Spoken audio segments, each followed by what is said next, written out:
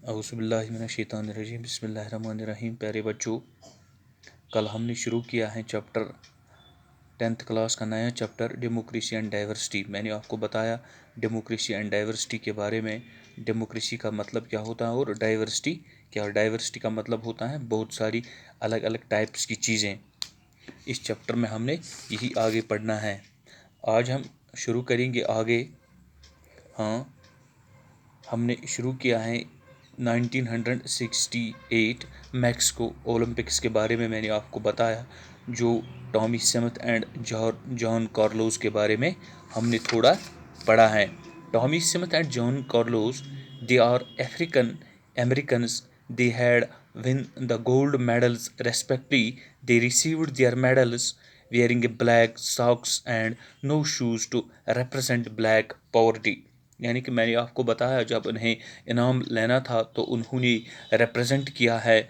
उन्होंने जो शूज़ जूते नहीं पहने हैं और जो उन्होंने ब्लैक सॉक्स पहने हैं, ये हमें रिप्रेजेंट करते हैं। ये इनका मतलब होता है, इनके ये दिखाना है कि यहाँ कितनी पॉवर्टी है।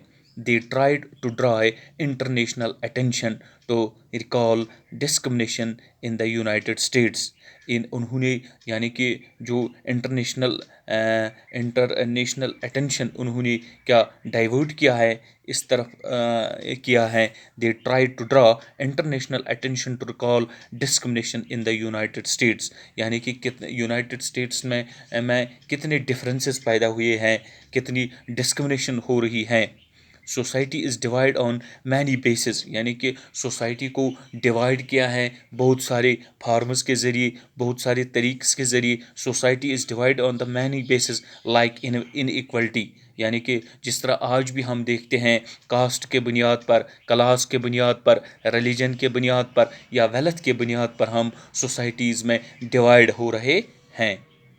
यानी कि जॉन कार्लोस और टॉमी स्मिथ ने इंटरनेशनल बरादरी का जो अटेंशन था इसकी तरफ राग़िब किया कि आप देखिए यूनाइटेड स्टेट्स में कितनी इनइक्वलिटीज़ पैदा हुई हैं।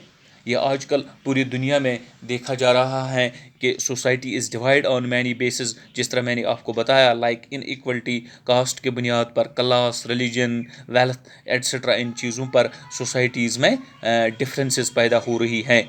So there is social divisions of our society, and this division has many farmers. Many people have tried to express their views about inequality, like in 1968 जिस तरह आपने पढ़ा, many people have tried, बहुत सारे लोगों ने ये कोशिश की है, express their views about inequality like 1968 two Olympic medal winners in prize distribution ceremony. Social differences are starting even exactly after birth, and there are a number of bases of inequality biological and social. यानी कि दो तरीक़ों से birth से ही ये चीज़ें शुरू हो रही हैं। Social differences are starting even exactly after birth, after जन्म लेने के बाद ही they are a number of basis of inequality biology and social, like age के बारे में, कलर के बारे में, जेंडर के बारे में, वेल्थ के बारे में, कास्ट के बारे में या रिलीजन, बहुत सारी चीज़ों के बारे में ये डिफरेंसेस पैदा हो रही हैं। Social differences are starting even exactly, आपको याद रखना है, after birth, and there are a number of basis of inequality biological and social, like इसमें एज की यानी कि एज के बारे में डिफरेंसेस पैदा हो रही हैं, कलर के बारे में डिफरेंसेस पैदा हो रही हैं, यानी कि भेदभाव हो रहा है, जेंडर के बारे में, वेल्थ के बारे में, कास्ट के बारे में ये चीज़ें हो रही हैं।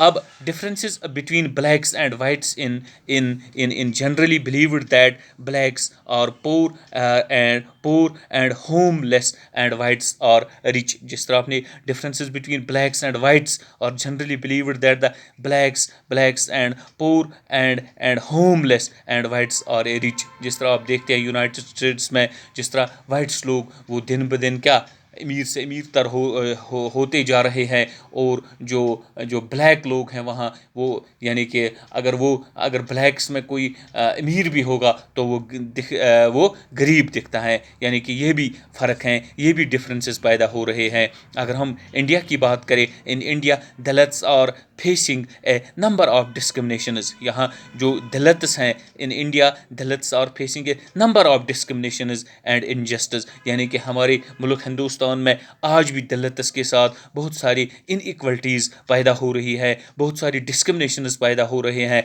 बहुत सारी नाइंसाफ़ियाँ हो रही हैं। In India Dalits are facing a number of discriminations and injustice which is perfect example of social division. अगर आपने देखना है कि ये एक परफेक्ट एग्जाम्पल्स हैं जो सोशल डिवीजन्स पैदा हो रही हैं, जिस तरह हमारे मुल्क हिंदुस्तान में यानी कि दलित्स के साथ आज भी वो भेदभाव किया जा रहा है, आज भी वो सोशल डिवीजन्स पैदा हो रहे हैं। In India Dalits are facing a number of discriminations. बहुत सारी डिस्क्रिमिनेशंस पैदा हो रही है, बहुत सारे इनजस्टिस हो रहे हैं, विच इज़ परफेक्ट एग्जाम्पल। ये एक अच्छी मिसाल है, यानी कि ये याद रखने के लिए कि हमारे मुल्क हिंदुस्तान में भी कितने सोशल डिवीजन्स पैदा हो रहे हैं, और बहुत सारे जो दलित्स लोग यहाँ हैं इनके साथ कितनी डिस्क्रिमिनेशंस पैदा हो रही हैं, कितना इनजस्टिस हो रहा है, विच is perfect example of social divisions. कल से हम इंशाल्लाह आगे बढ़ेंगे।